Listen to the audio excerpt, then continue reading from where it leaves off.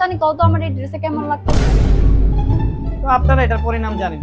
এখন আমি যদি ওরে বলি যে ওরে এই ড্রেসে অনেক ভালো লাগতেছে, ওই আমারে বলবো। আগের ড্রেসে কি ভালো লাগে না?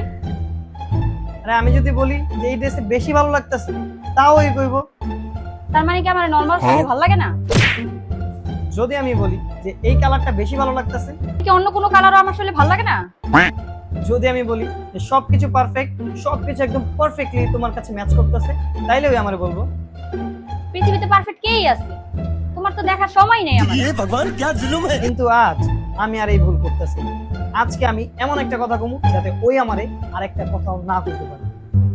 তো তোমারে আল্লাহ তাআলা এত সুন্দর করে বানাইছে, দুনিয়ার কোনো ড্রেস তোমার মোকাবিলা করতে পারে না, দুনিয়ার কোনো কালার তোমার মোকাবিলা করতে পারে না। তা আমার মতে তুমি এমন একটা ড্রেস পরাও যেটা দেখতে তোমারও ভালো লাগবে, তুমি যেমন চমকাইতেছো ড্রেসটাও যাতে চমকায়।